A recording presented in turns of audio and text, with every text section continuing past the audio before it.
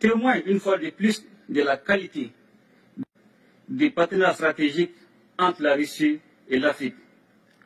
Un partenariat fondé sur une amitié de longue date, la sincérité, le respect mutuel, toutes choses qui impriment un caractère spécial à nos relations.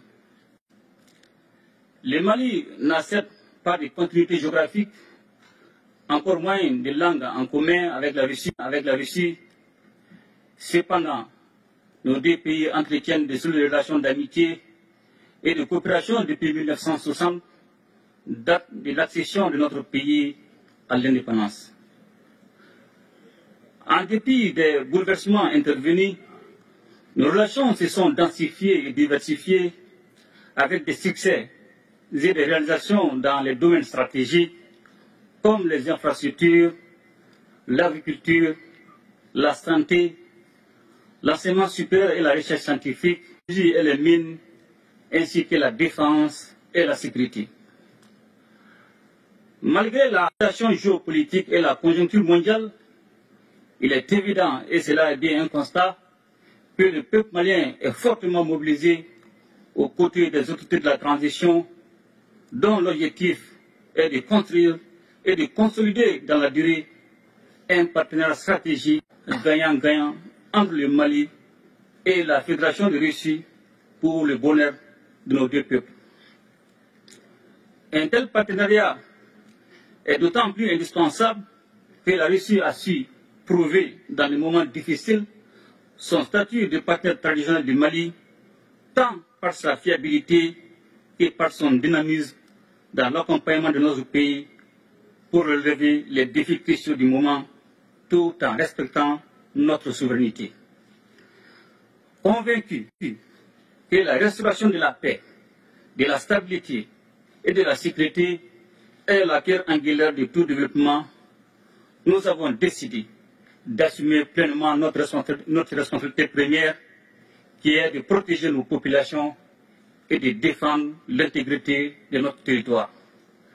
Ce choix stratégique, décennie de présence des forces internationales, sans résultat tangible, et dont le schéma consistait à entretenir la menace sur notre territoire et nous maintenir dans la dépendance. C'est pourquoi, dans le cadre du renforcement des capacités opérationnelles des forces de défense et de sécurité, le Mali a noué avec la Russie un partenariat militaire dont je tiens à saluer la fiabilité. Ainsi, avec l'appui de la Russie, le Mali retrouve progressivement sa pleine souveraineté sur l'ensemble de son territoire et nos forces de défense et de sécurité opèrent en toute autonomie et en toute liberté d'action. Les forces maliennes sont désormais dans une dynamique offensive, reprenant du terrain et réduisant de façon significative les attaques ciblant les camps militaires et les civils, permettant ainsi le retour progressif des personnes déplacées et des sociaux de base dans plusieurs localités. Aussi voudrais-je, Monsieur le Président, vous renouveler ma profonde gratitude pour l'appui de votre gouvernement sous votre impulsion qui a permis à mon pays de connaître des avancées significatives. La coopération entre nos deux pays ne saurait se réduire aux seules questions de défense et de sécurité. Elle embrasse également les domaines du renforcement des capacités en ressources humaines, de bourses d'études dans tous les secteurs stratégiques, ainsi qu'aux relations économiques et commerciales. Ainsi, les partenariats entre les secteurs privés de nos deux pays connaissent aujourd'hui une nouvelle dynamique. Les forums économiques et humanitaires en marge du présent sommet est une opportunité pour accroître les relations économiques au plan bilatéral. Monsieur le Président, Mesdames et Messieurs, profondément enracinés dans nos traditions sociales communes à pays africains, les Maliens sont fiers de cette appartenance au continent africain, riche de sa diversité et baigné de traditions séculaires, d'égalité, d'équité, du respect de chaque société et des droits humains fondamentaux. Ce sont des valeurs, des principes et des expériences historiques de justice que nous partageons avec la Russie. et qui font que notre partenariat est si spécial. Aujourd'hui plus que jamais, les destins des peuples africains et russes sont liés. Cette interdépendance exige une réponse collective et appropriée aux défis auxquels nous devons ensemble faire face. Sans cette cohésion, l'affirmation de la souveraineté pleine et entière de nos États, la lutte contre la pauvreté, de même que la promotion des droits et des libertés, ne peuvent être conduites efficacement. Comme vous le savez, la région du Sahel en général et le Mali en particulier est depuis quelques années en proie à une... Et cela a rendu plus vulnérables les populations déjà confrontées aux effets combinés des facteurs sécuritaires, sociopolitiques, économiques, climatiques, environnementaux et récemment sanitaires liés à la pandémie de la COVID-19. Je voudrais également saisir cette occasion pour remercier tous nos amis et partenaires qui continuent d'exprimer leur solidarité et leur soutien au pays du Sahel en vue de renforcer la résilience de nos populations face à l'insécurité alimentaire et nutritionnelle cyclique. Aussi voudrais-je, monsieur, encourager la reprise des discussions relatives à la conclusion d'un accord international juste et équitable permettant l'exportation des céréales à destination du continent africain. S'agissant du différend qui oppose la Russie à l'Ukraine, le Mali invite les médiations internationales à plus d'ouverture et de pragmatisme en vue de poursuivre et renforcer les efforts pour un règlement pacifique de la crise. Monsieur le Président, Mesdames et Messieurs, membres des Nations Unies, le Mali reste attaché à la coopération internationale, au multilatéralisme et à un ordre international fondé sur des règles justes et équitables. Il est donc primordial que tous les membres des Nations Unies respectent les valeurs et principes fondamentaux du droit international et agissent de manière à protéger et faire respecter la Charte des Nations Unies. C'est la raison pour laquelle le Mali soutient l'initiative de la Russie, appelant à un nouveau consensus pour défendre les buts et principes de la Charte. La multiplication des crises et des conflits en dépit de l'implication de la communauté internationale plaide en faveur d'une nouvelle architecture de la sécurité internationale et passera forcément par une réforme du Conseil de sécurité de l'ONU. Notre organisation commune doit s'adapter au monde multipolaire afin de conserver toute sa crédibilité.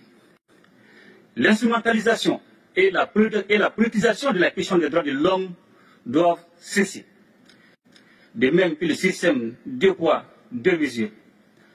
La question de l'élargissement du Conseil de sécurité est aujourd'hui un point majeur à l'ordre du jour de la réforme du système des Nations Unies. Elle est nécessaire et justifiée avec la proposition de l'Union africaine qui réclame seulement 2 sièges permanents pour l'Afrique. Le sommet de Saint-Pétersbourg nous donne l'opportunité de tracer ensemble les contours d'un espace commun de prospérité, de stabilité et de sécurité. Il reste entendu que ce cadre rénové sera la base des principes de respect mutuel, des relations d'égal à égal et des intérêts partagés au bénéfice de nos populations. Monsieur le Président, Mesdames et Messieurs, la situation économique est inquiétante. En effet, selon les prévisions, l'économie mondiale serait au bord de la récession en 2023. Cependant, nous avons des motifs d'espérance et demeurons particulièrement attentifs à une haute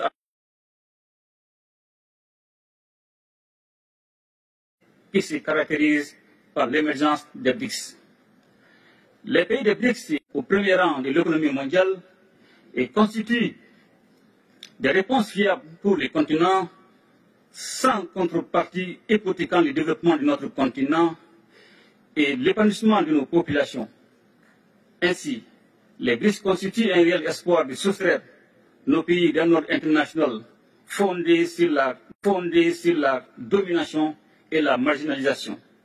C'est pourquoi le Mali soutient des initiatives telles que créer une banque de développement pour le financement des infrastructures ou encore offrir de nouveaux mécanismes et moyens de paiement internationaux.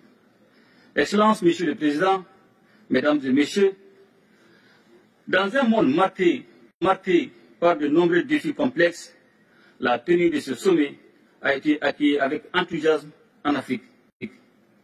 Je suis persuadé que les conclusions courageuses et innovantes à la hauteur des enjeux du moment permettront d'aboutir à un partenariat rénové et revitalisé entre le continent et la Russie, exempt de désinformation. Je ne saurais terminer mon propos sans réaffirmer notre entière disponibilité à poursuivre et renforcer ces relations avec l'ensemble des partenaires sur la base du respect des trois principes qui guident l'action publique en République du Mali, à savoir le respect de la souveraineté du Mali, le respect des choix stratégiques et des choix des partenaires opérés par le Mali, la défense des intérêts vitaux du peuple malien dans les décisions prises. De même, fidèle à son engagement panafricain, mon pays continuera à œuvrer au sein des organisations sous-régionales et régionales pour la réalisation de l'intégration africaine. Vive la coopération russo-africaine, vive l'amitié russo-malienne. Je vous remercie.